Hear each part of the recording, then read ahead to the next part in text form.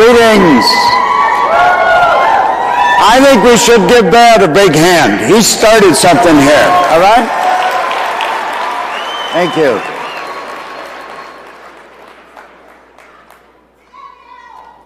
Thank you. You know, I was telling Brad and Mark backstage, I've been working conventions now for 45 years, all over the world. I have never seen a convention like this. This was phenomenal, you know? And I think one of the most brilliant parts of it is when all you folks are up at the front here, and BK said, just sit down. Usually they'd say, okay, now go on back there and sit down. That was brilliant on his part. I want to give you possibly a little different perspective on this revolution, because I went through a revolution many, many years ago, about 52 years ago. There's a lot of people here going through a revolution, but it's inside, it's not outside. And that's really where it starts. Everything you see happening in this company is all happening because of something that happened inside a few people, and then it was supported by the wisdom of the executive staff in this company. And this thing has taken on a life of its own, and you're finding young people all over the place that are motivating their parents now. You see?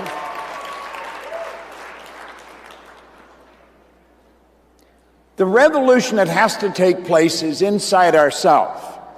I was talking to Mark at the back, and he was talking about culture. And I said, well, you know, culture is really a paradigm. That's what a culture is. Culture is nothing but a group of habits. When you talk about a culture, a different country, or a corporate culture, you're talking about the habit patterns in that particular group, in the company or in the country. And when you get past the culture, people are essentially the same. But the culture makes an enormous difference. To sit in here and see some of the stories that you're going to see from the front of this room, it's going to move you, but unfortunately, many people go home and whatever moved inside went right back to where it was again. And the change just doesn't happen. And if that change is going to happen, you're going to have to make it happen yourself when you leave here. A paradigm is a mental program that has almost exclusive control over our habitual behavior, and almost all of our behavior is habitual. Very little thinking. If you watch people moving, they don't think to move. You don't think to get dressed. You might give some thought to what you're going to put on, but not how you're going to put it on. When you watch people doing things, driving their car, they're not thinking. It's all automatic. Their mind is off somewhere else. Well, this is controlled by a program that's in our subconscious mind. And it's the very reason why 90-some% of the population live their entire life and never do anything of any consequence. The beautiful part about this is that if you get caught up in this, your paradigm will change. I was sitting talking to Alex and Bryson, a couple of them in the hotel, in the coffee shop. I come in to have breakfast with Linda and Colleen, and they were sitting, so I went around, sat down, talked to them. And I was congratulating on what they've done, because they're just making the thing sing. And we got talking about why people don't follow it. Their paradigm's got a grip on them. Friends that you've got, they'll watch you get a nice car, earn money, and then they'll go the other way. And as I said, some of them that you think are your friends or have been your friends, they will stop talking to you.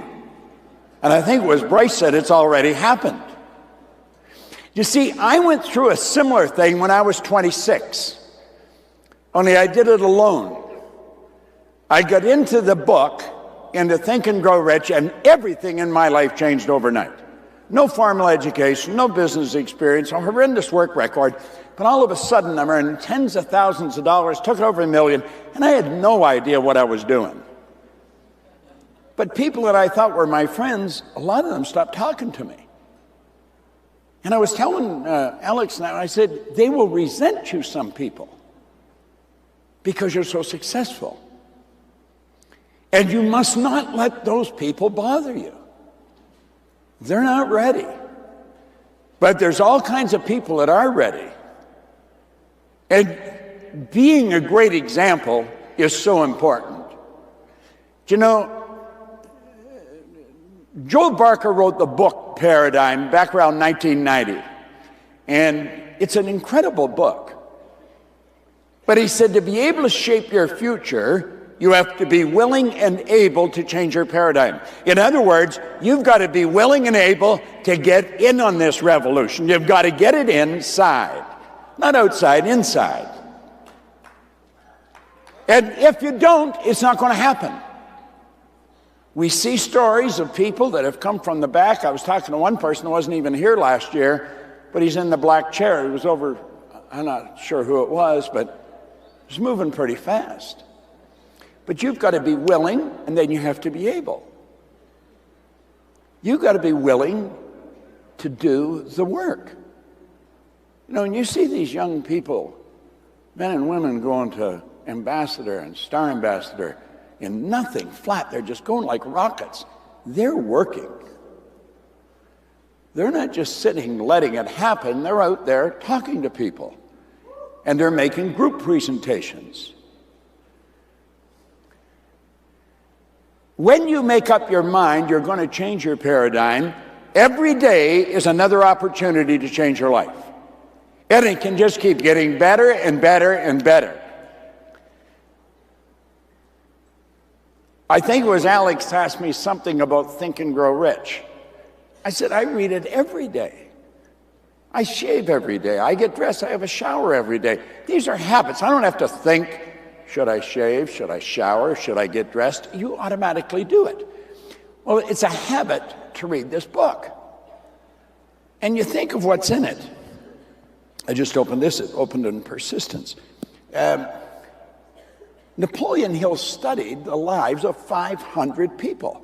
He spent his whole life doing it. And these were successful people. I mean, the real heavy hitters. And he found that there was a golden thread running through their life. And he took it and he put it in this book, put it in the laws of achievement from which this book came. Well, you're going to find with this YPR group, there's a golden thread running through them. They're all doing something similar. But your age hasn't got anything to do with it. Absolutely nothing to do with it. They're just getting caught. I was saying to Linda the other day, I said, they're working in the right place. I said, every year a whole crew comes back into school, new ones. They could just stay there and keep recruiting the same place over and over and over again. You know? You want to get into the habit of doing something that's going to guarantee you moving ahead. I'm in the habit of reading this. I've been in the habit of reading it now for half a century. And every day, I have an opportunity to change something in my life. And my life just keeps getting better, and it keeps getting better every day. But it doesn't happen by accident. The beautiful truth is that every one of us here can really write our own ticket. Now, I want to make the focal point here a personal growth proclamation. I came across this shortly after I started to read that book. And anybody that follows this will not only become very wealthy, they will help a lot of other people become very wealthy. You know, a Spanish distiller one time said, the good life is expensive. There's another way to live that doesn't cost as much, but it isn't any good.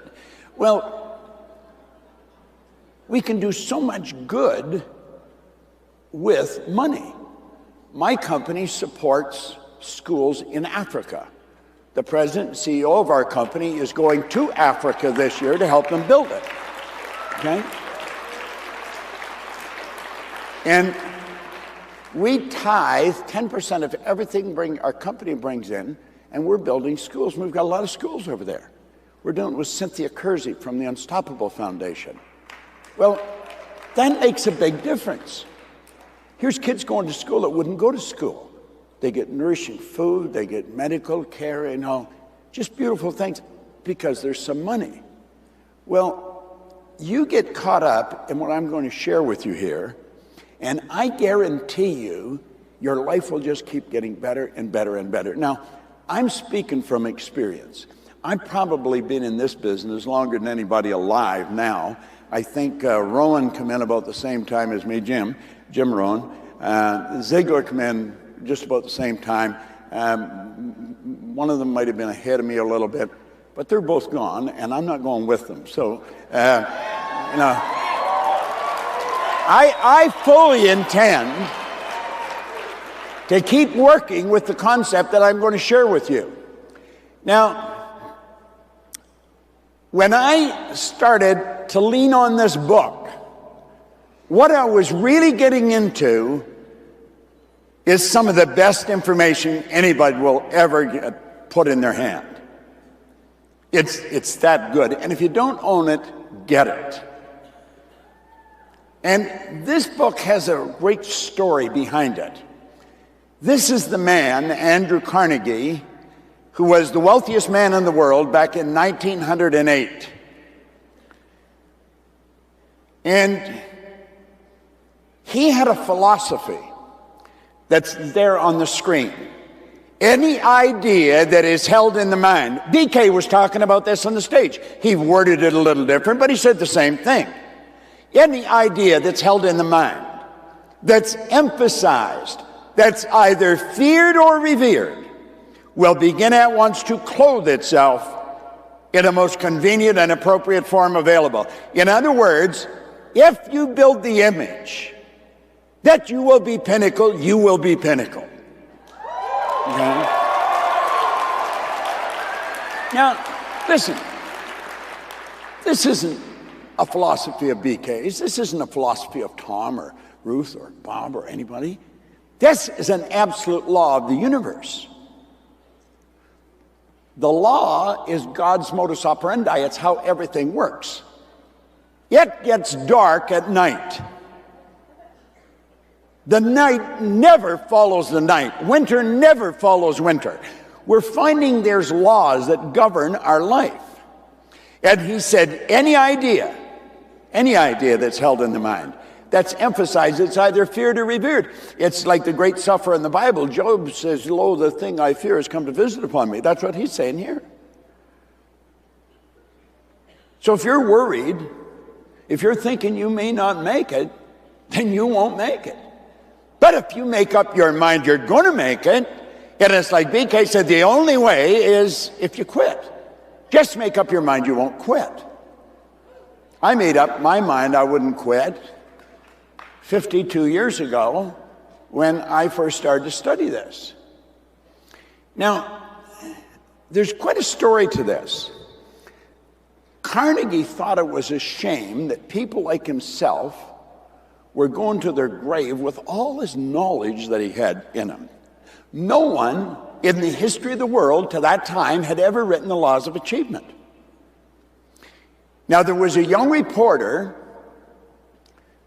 Napoleon Hill, that got a 3-hour interview with Carnegie. He was in his early 20s. And I would imagine he was probably pretty nervous. But he got a 3-hour interview with him. At the end of the 3 hours, Carnegie said, this interview isn't ending, it's just beginning. He said, I want you to come home with me. And he said, I was glad he took me home because he said, I didn't have enough money to get a hotel room. That's how broke this guy was. And They sat for 3 days and he downloaded all his philosophy on this young reporter. I've often thought, what would it have been like to be in your early 20s and have this happen? It must have been just a phenomenal experience for him. And then, at the end of the 3 days, he said, now, Napoleon, I'm going to ask you a question. And he said, I just want a yes or a no answer. He said, are you prepared to dedicate the rest of your life to an idea for which you will probably receive no material compensation for at least 20 years? Now, I've asked myself that question time and time again. What would I have said? And every time I've come up with the answer, I would have said, yes, I'll do that. And that's what Hill said. He said yes. It took him 29 seconds. Unbeknownst to Hill, Carnegie had a stopwatch, and he only gave him 60 seconds to answer the question. If he hadn't answered in 60 seconds, the deal was off. Now, he said, he wasn't going to pay him. He said, you're going to have to find your own way. But he introduced him to the world's most powerful people. Hill became intimate friends with Henry Ford and Thomas Edison and Harvey Firestone and Woodrow Wilson, presidents of the United States.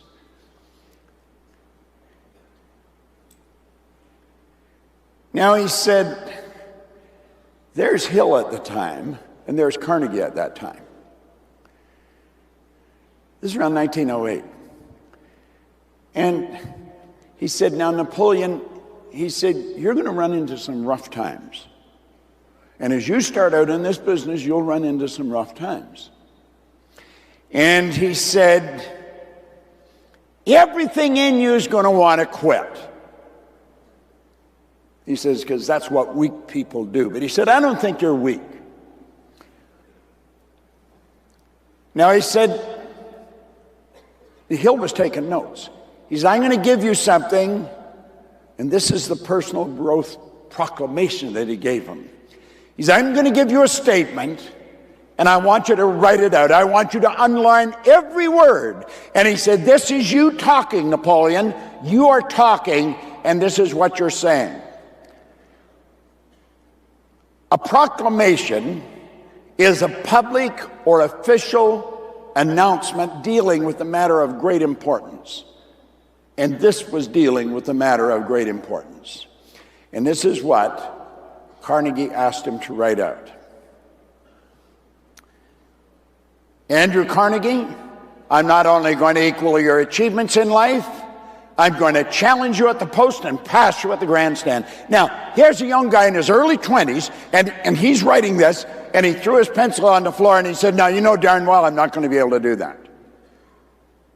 Carnegie said, no. He said, I know you're not, unless and until you believe it. And he says, if you believe it, then it will happen. Now, this is the real deal. And a guy gave me this, it'd be around 50 years ago now. And when he gave it to me, I was probably as broke as Hill was. Andrew Carnegie, Hill's saying this, I'm not only going to equal achievements in life, I'm going to challenge you at the post and pass you at the grandstand. Now, Carnegie's the wealthiest man in the world, and Hill's broke. And he said, I want you to repeat it every morning and every night for 30 days. Will you commit to doing that? And Hill said, yes, I'll commit to doing that. Now, he said the first time he did it, he was living with his brother, and he went to the bathroom and closed the door and looked in the mirror, because he told him to look in the mirror, and he whispered it. Andrew Carnegie, I'm not only going to equal your achievements in life, I'm going to challenge you at the post and pass you at the grandstand. He was afraid that anyone would hear him. They would think he was crazy. It's reported that Andrew Carnegie made something like 53 millionaires in his life. Hill said, by the end of the first week, he had to talk to himself, and he said, you better get your attitude straightened out if you're going to do this. He's talking to himself. Yet he said by the end of the second week, he thought, this maybe could work. And by the end of the month, he knew it would. Where Carnegie made 53 millionaires, Napoleon Hill has made millions of millionaires. You see?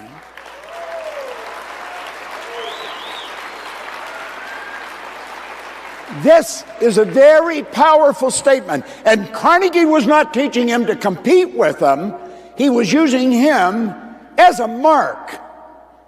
Yet he was saying, if I can do it, Napoleon, you can do it. Because you see, Carnegie started out with nothing. Now, I'm going to ask Tom and Bethany to come up here for a minute. Come on up here for a minute.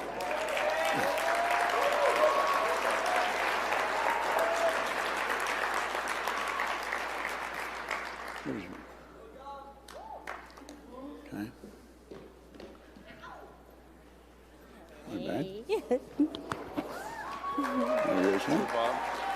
All right. Now, I'm going to ask everybody to stand up. And I want you to put your hands out like this. And I want you to send love to these two people. And then I want you to repeat what's on the screen. Every one of you, come on. Tom and Bethany Alcazan, I'm not only going to equal your achievements in life, I'm going to challenge you at the post and pass you at the grandstand. Now, come on. One more time.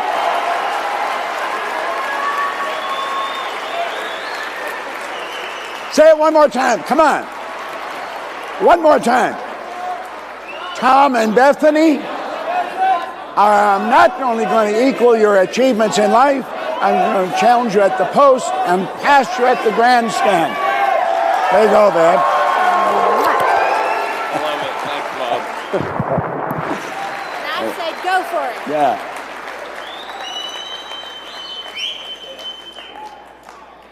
Now, do you know, some of you will think that's silly saying that. Some of you know it's not silly.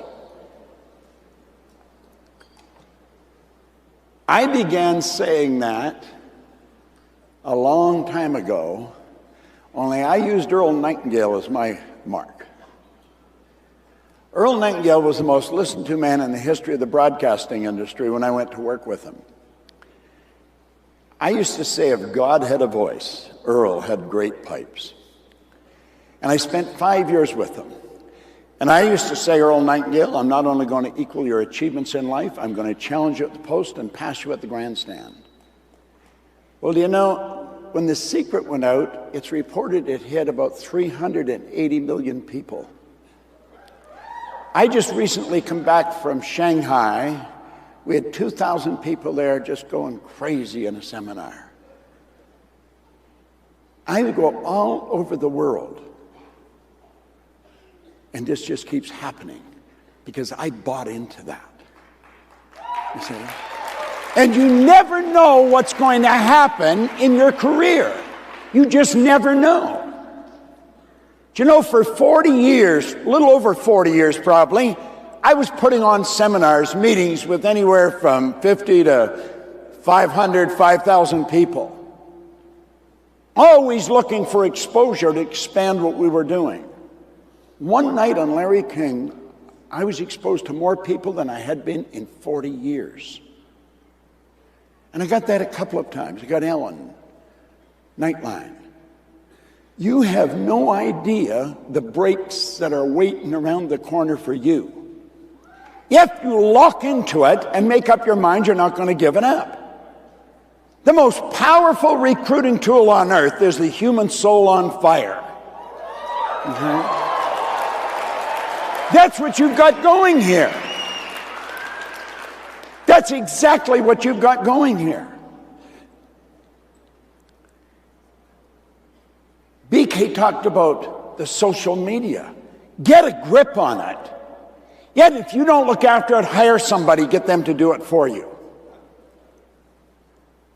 I never did it for a long time, and I got a text from BK one day saying you should do this or you should do that. We hired a woman. That's all she does now. That's all she does. It's such a great opportunity for us. Now, we want to dream bold dreams and then live them. How do you live a bold dream? Well, you know, I went back and I found a number of different suggestions. Gandhi said, be the change you want to see in the world.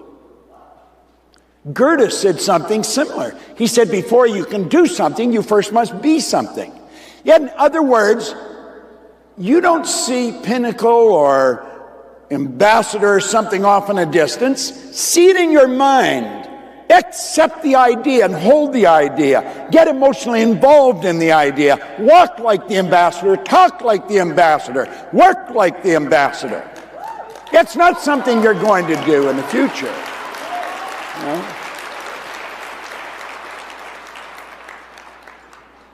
I spoke here, I think maybe it was around 3 years ago. And I had a presentation where we were shooting at Pinnacle. And a lot of people never took me serious. But you see, I knew what would happen because I could see people that the idea had got a hold of them. Well, you want to be the change. In other words, be at the pin you want to be at. When you have a meeting, are you waiting for somebody to do something, or are you taking control of it? We've got to be it in our mind. I think that's the key to top performance. It's how you see yourself. You see, if we act like the person we want to become, we take down that persona. That's the way it happens. I remember when Cary Grant died, in the Toronto Daily Star, which is a full newspaper, there was a whole page of quotes about Cary Grant. And in the bottom right-hand corner was one by Archibald Leach. And it said, I acted like Cary Grant for so long, I became him. That was his real name. Cary Grant was his stage name. But he took on that persona. I watched the movie Patton a lot, and I watched the movie Lawrence of Arabia with Peter O'Toole. And you watch that, or George C. Scott and Patton, and the acting is phenomenal. They're not acting the part, they're living the part. That's what we've got to do in this business. You want to act like the person you want to become. Now, do you know why most people don't do that? Most people don't act that way because they're overly concerned with what they think. Nobody knows who they are. But you see, we were all raised with those rules. What would they think? What would the neighbors think? I found out they don't. You see?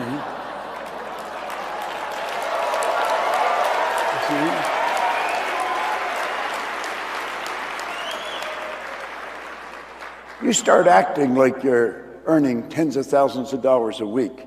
That doesn't mean you go out and spend it, but you walk around with the confidence. You put on the meetings with the confidence. See, most people won't do that because we're afraid of what they think. People say, oh, you're being phony. No, you're being real. You see? You are God's highest form of creation. We've heard that 2 or 3 times in the front here. And we are God's highest form of creation because we have been created in God's image. We have creative faculties, you see. The problem with most people is they created God in their image and they've got it really mixed up. You see? We go to school and they teach us nothing about our higher faculties. We've got perception, the will, imagination, intuition, reason. These are higher faculties, but you can go all the way through school. They don't teach that. Thinking is not a subject taught in school, and it's the highest function that we're capable of. Okay?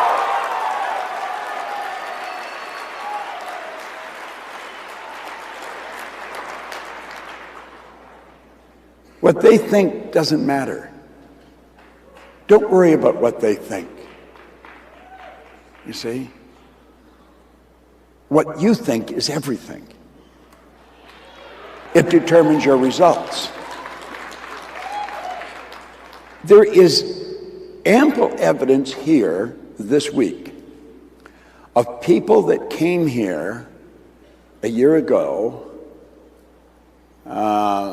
just brand new, and now they're in the black chairs. There's people that have gone from almost nowhere to ambassador, star ambassador. Look at a lot of these young people. Men and women are going like rockets. This is a real business. Wealthy people historically have always had multiple sources of income. They haven't had one. This is the most moral form of compensation there is. The only person that can put a lid on your income is yourself. Nobody else can.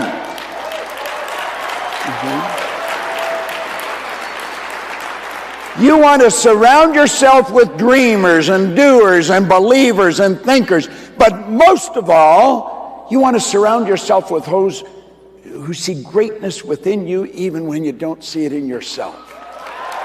You see?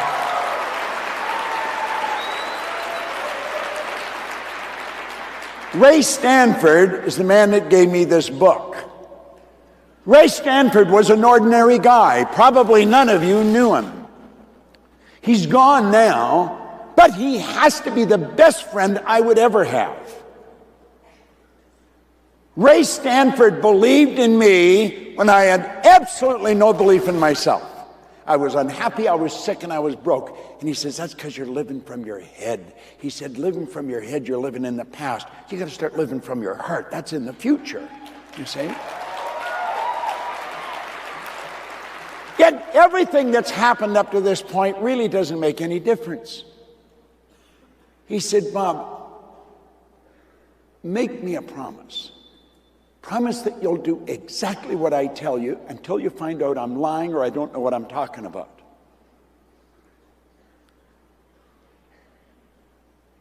If I go in to coach an executive in a company, that's the deal. They got to do exactly what I say until they find out I'm lying or I don't know what I'm talking about. Now, I'm not lying, and I do know what I'm talking about. You see? You're going to find, if you can dig into the mind of any successful person, they will tell you that someone saw something in them that they couldn't see in themselves. And that's really what changed their life. Now, my whole world is about paradigms. If I go into a company, I want to change paradigms. If I sit down with an individual, I want to change paradigms. It's a subject that most people don't know. It's a subject that's not talked about very much. But it's a subject that has us locked in, boxed in, until we start to understand it. Nothing changes until the paradigm changes. Because almost all of our behavior is automatic. It's not thought out. It's things we automatically do. And what we've got to do is change the paradigm. That's what this young people have done. That's what the company supported. The paradigm of the industry is changing here. Okay? Now, Barker said to ignore the power of paradigms to influence your judgment is to put yourself at risk when exploring the future. You're making decisions all the time. Just boom, like that. Hundreds of decisions. But you know something? The paradigm controls most of them. If you don't believe me, just go into any nice dress shop or menswear. Just go in on a research mission and watch people shopping. You know, the first thing they look at is the price tag. They're not getting what they want. They're getting what they think they can afford. Little do they know they could afford the whole store if that's what they wanted. Paradigms control us. Now, I want you to look at the areas of your life that your paradigm has enormous influence over. Your perception. Your perception is your point of view. That's how you see the world. You see? This revolution is shifting the perception of a lot of people all over the world. Your paradigm controls how you utilize your time. Do you know that everybody gets exactly the same amount of time? The hobo that's sleeping on a park bench to the most effective industrialist in the world. Everyone gets exactly the same amount of time. They get all there is. So it's what we do with our time. I pride myself in being very effective with the use of my time. But it didn't happen by accident. It happened by design. I made up my mind I was going to do that. Your paradigm controls your creativity. Do you know that no one is more creative than another? Everyone is creative. There's a power flowing to and through us. And as it flows into our consciousness, we can build anything out of it we want. I was asking Mark backstage, I said, how many people did you have working on this? Because they've covered every detail. I'm looking at all the little things, and they haven't missed a thing. You know? There's about 6 months' work, at least, has gone into this by quite a large team of people, very creative ones. Your effectiveness is controlled by your paradigm. Your productivity is controlled by your paradigm. You see? That's the cycles, isn't it? Your logic. Do you know, logic is like a ceiling that stops people. Logic dictated the world was flat for a long time. Logic dictated we couldn't get in the air. Do you know the Wright brothers had to crash through logic? Yeah, it's totally illogical for a young person in their early 20s to say they're going to earn tens of thousands of dollars a week. Everybody will think they're out of their mind. But you know different. You got to break through the logic. You cannot let logic control you. Logic is bad for us. Our ability to earn money is controlled by our paradigm. One of the first things I ask a person if they come to work with me, what's the most you've ever earned in a year? I don't really care what the answer is, but I want to know, because I want to know where their paradigm is. Then I know what I'm working with. Now look it. It's like we're boxed in. There's a box. And all those areas, you can't expand beyond them. Now, when you make a decision, and I'd suggest if you haven't already done it, make it right now, that you are definitely going to change your paradigm. Now, when you do, when you make the decision, you don't necessarily change anything, but you know what you do? You get rid of the box. And all those areas can expand. If you just imagine how your entire life will change as you begin improving any and all of these areas, the change will be huge. You're seeing that. You're seeing evidence of it here. And get this, the change is permanent. You see? Now, I want you to consider this for a moment. Let's suppose you say, I'm going to work on one thing. How you utilize your time. Just one. Don't try and change a whole bunch of things. One thing. When I met with Brad, the two of us sat down over in the hotel. I told him, I said, don't try and change everything. Change one thing. Can you imagine if you just changed how you manage your activities? Stop and think of how it's going to affect your income. Do you know that I can earn as much in a morning as the fire department in Toronto used to pay me to work for them for 12 years?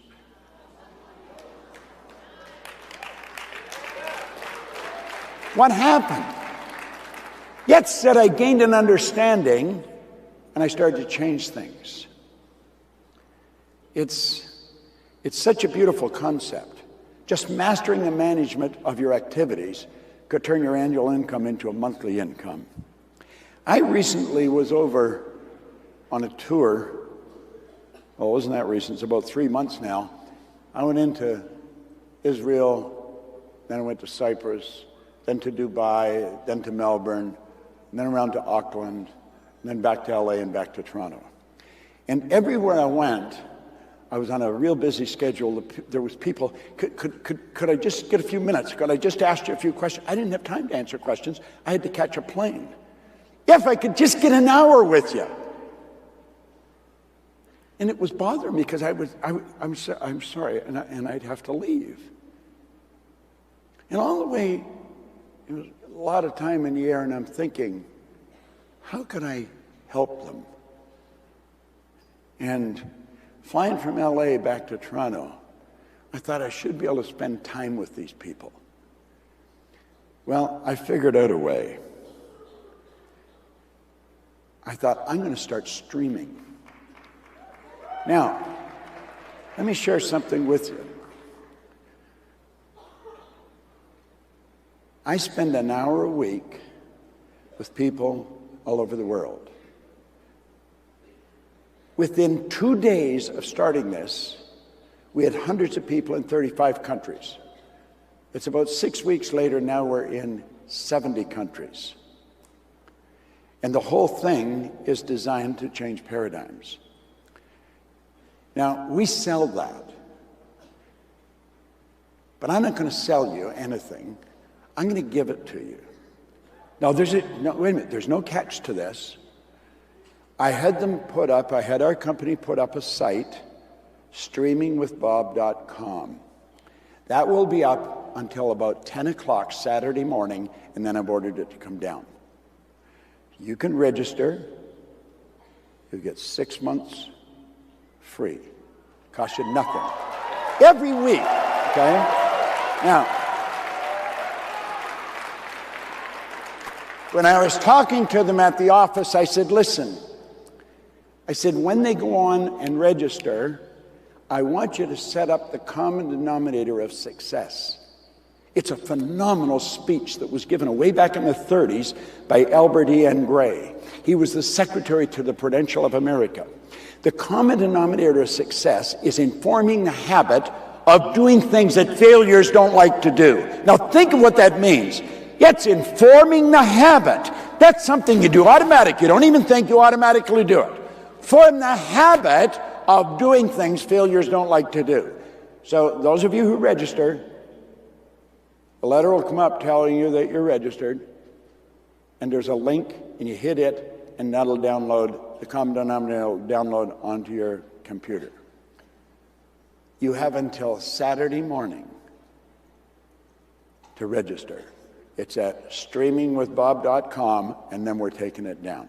It costs you nothing, okay? Now, that is designed to help people change paradigms. I happen to believe that these black chairs could be filled with pinnacles in a relatively short period of time. Do you know what's happening? I'll tell you what's happening. I think last year the theme was believe, wasn't it? Well, people are starting to believe. They believe they can go a long way in a short period of time. They believe they can sign up large groups of people. No one knows what you and I are capable of doing. I want you to really seriously think when you go to bed tonight, what are you capable of doing? Now, I got a letter from Tana, and she told me in bold and underlined letters that I could not go 1 second over. I am quitting 58, 57, 56 seconds short. See? I want to thank you very much. I've enjoyed it. I hope you have. Thank you.